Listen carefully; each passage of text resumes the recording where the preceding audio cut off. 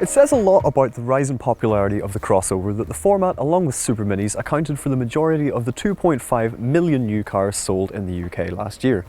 Surely then it also says a lot about the Nissan Qashqai, with more than a million models sold since it first launched back in 2007.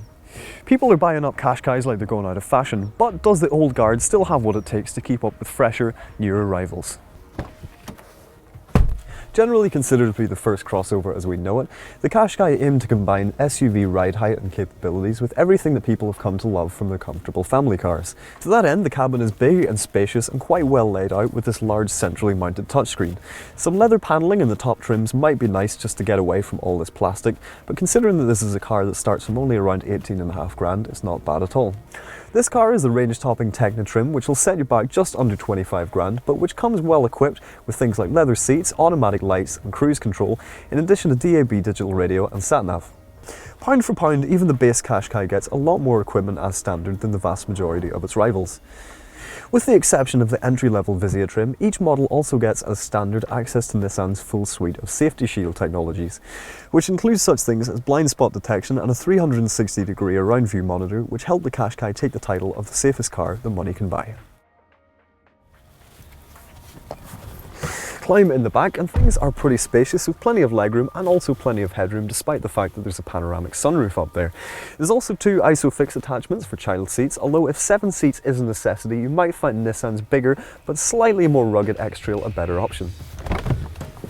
Boot space clocks in at an alright 430 litres with the rear seats folded up, but fold them flat and adjust this false floor and you get access to a full 1,585 litres, more than enough for what the average sized family can throw at it.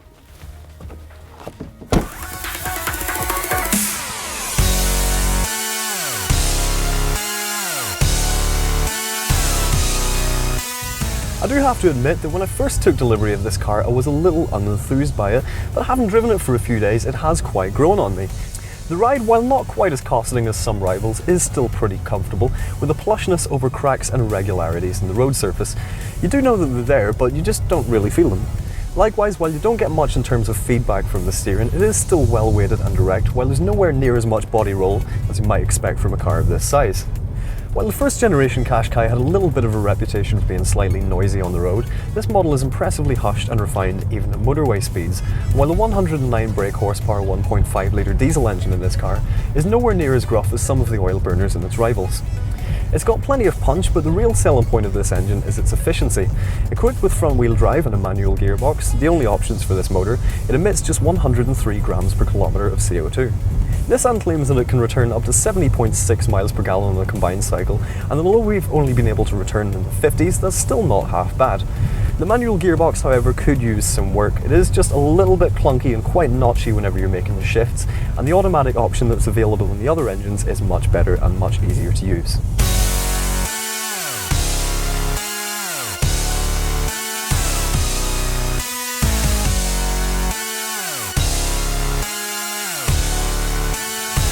Prices for the Qashqai kick off at about £18,545, ranging all the way up to about £29,000, meaning that the base model is considerably cheaper than rivals like the Mazda CX-5 and the Volkswagen Tiguan.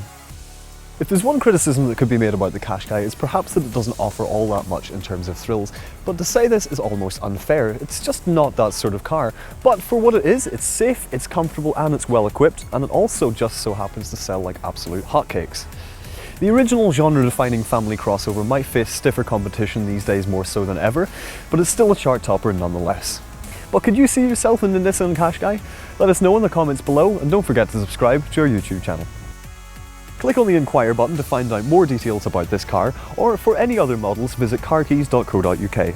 And to watch more reviews, click on one of the links on screen now.